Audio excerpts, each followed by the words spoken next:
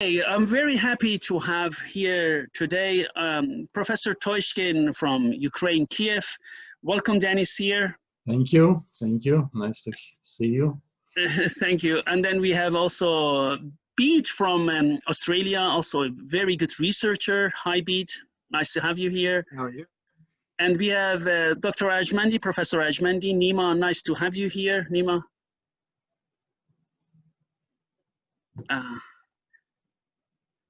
I think I need to put your... It's always my pleasure to see you here.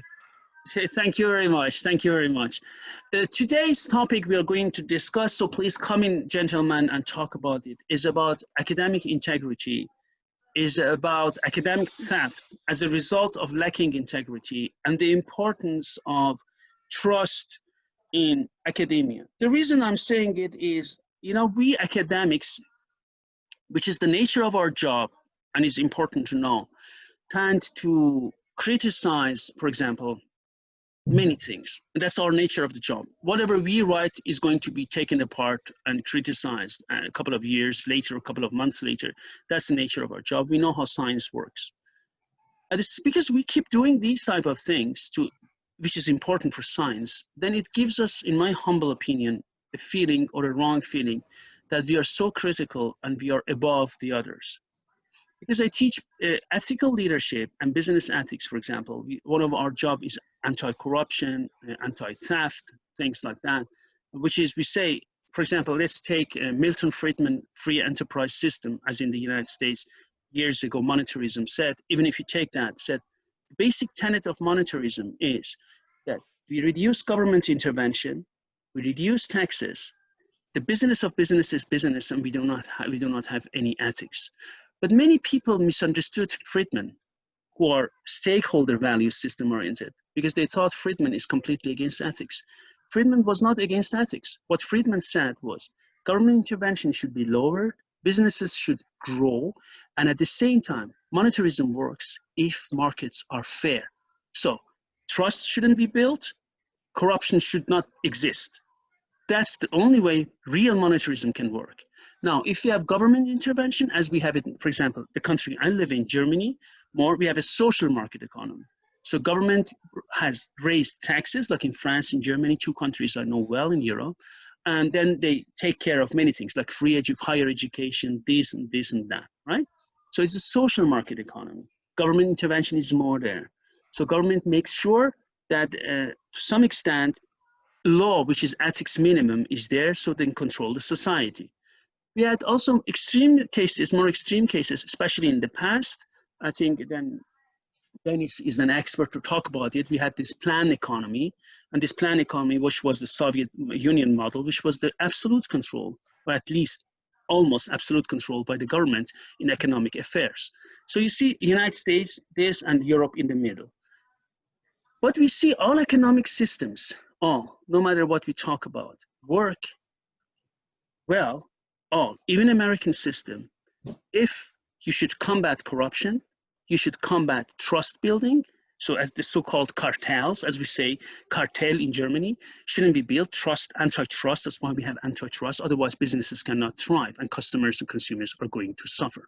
We know it in business. So now, in business school where I teach, we know that the importance of business ethics has been rising, right?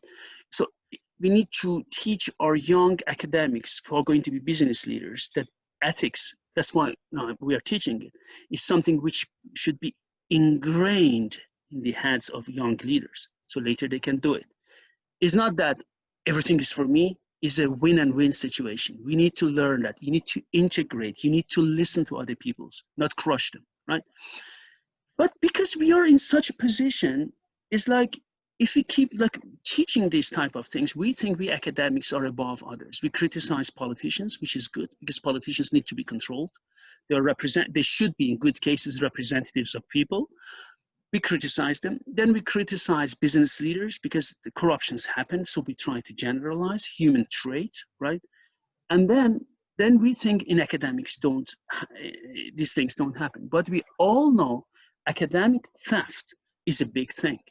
We know that stealing is a big thing in academic.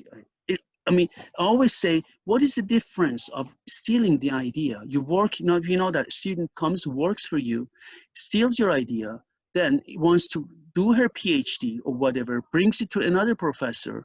That another professor either knows it or doesn't, and fosters, helps the students to come up. The student gets a PhD, and even later when he doesn't, he is informed about this procedure, he doesn't do anything because you think that's a normal procedure.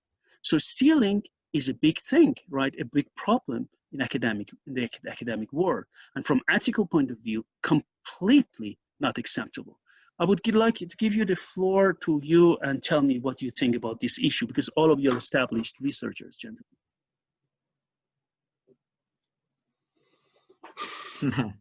No one wants to be first. Go ahead. Well, I think there's several things that we can look at here, and I'm the only one here who's not a professional academic, because I found that it was too difficult to marry those two things of making a living and following your ideas. So I did them separately. But I think that at one level, let us say in a theoretical sense, there is a person who's leading a PhD student. They sometimes are dishonest in saying things like, oh, everybody does it, because they don't want to have to admit that they've made a mistake. That their judgment of their student and the work that student brought them was so bad that they accepted this all simply because that means they've got another student. They can say, and I was, the supervisor for this person or that person. I think there's two different levels of dishonesty here. One is the dishonesty of accepting something that has effectively been stolen. And the other one is the dissembling of why and how it happened. Because nobody wants to be seen as a facilitator of this kind of thing, but then people say things that are so totally outrageous. In Australia, there's new laws coming out about funding universities, and they've decided that there are not enough people doing STEM, science, technology, engineering, etc. So they've decided to increase the prices of humanities degrees in order to fund the lower prices for science and engineering degrees, which an economic professor would look at it and say, wait a minute, that's not going to work, because less people will do the more expensive ones, so there'll be less funding, so there'll be less money to pay for the cheaper courses. I mean, I'm not an economist, but that's obvious. It's if you're going to depend on market-driven things, you're going to have problems. And if your academic world is funded like a business, it's going to operate like a business, which ultimately is looking at the bottom line for the shareholders and the directors and whatever. And that is not going to benefit the person or the people that the business is designed to benefit, which is the students and the researchers and the the responsible academics.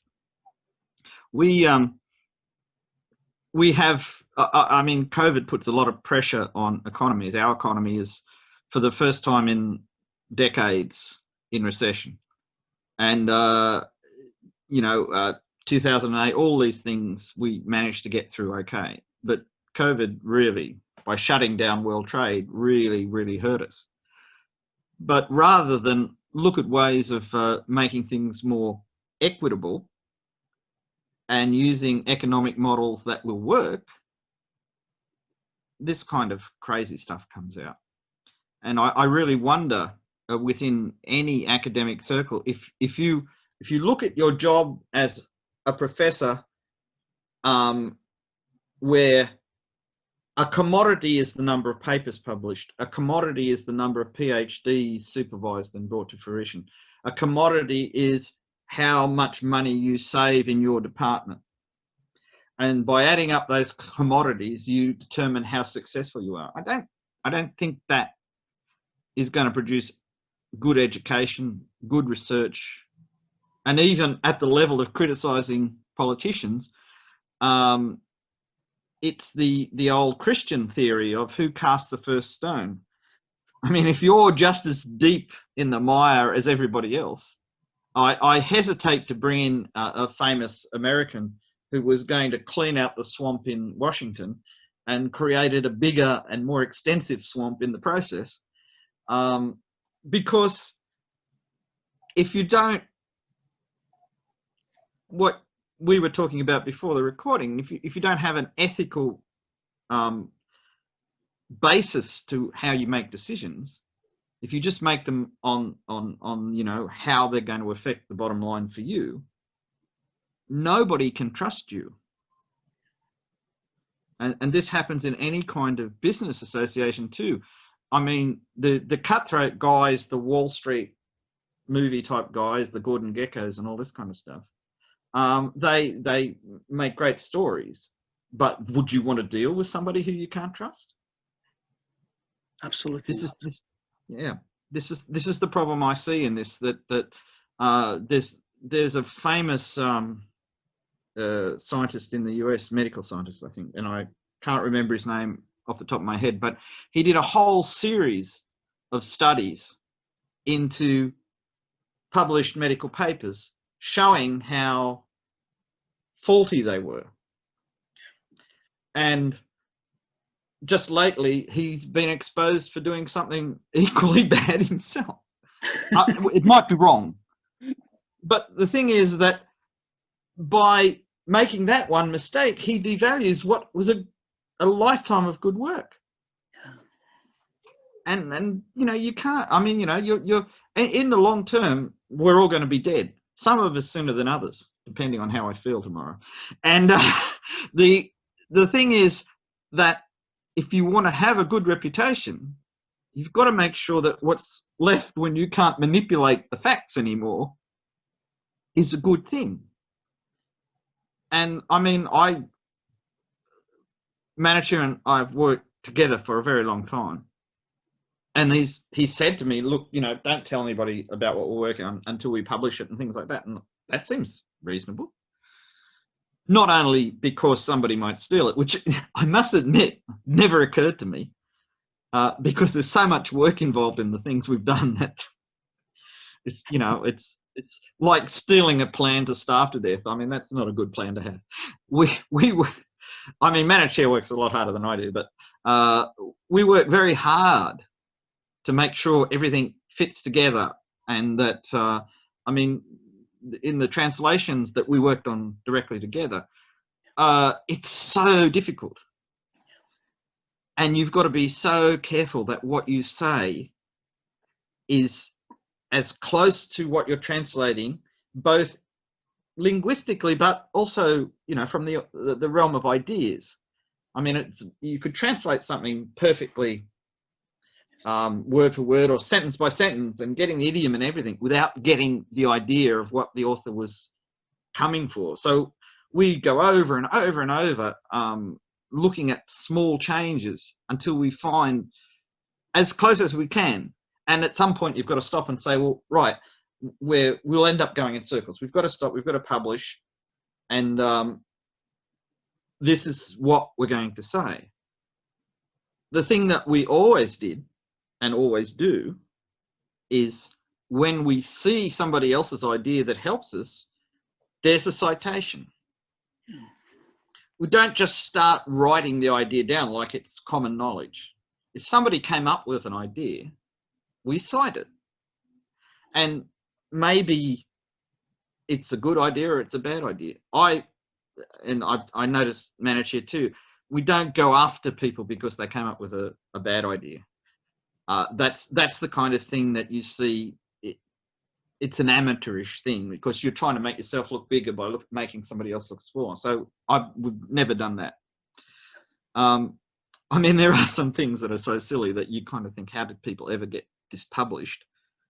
And there are other things where you've got to wonder in peer review and that, who they got to peer review some things, because when you read them, you can see obvious errors of logic or obvious errors of fact, and you think to yourself, well, how did this ever get through any kind of system? Do the systems work at all?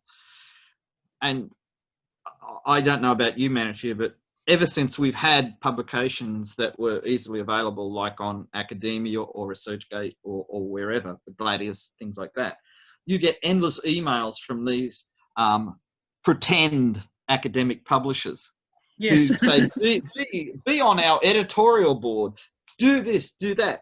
Now, I've been sitting down listening to the equivalent of public radio in Australia, where the science programs endlessly bring these things up and show you what happens. Like you publish a paper thinking you're publishing in a real academic journal, and then you get a bill for $2,000 US because it wasn't a real academic journal.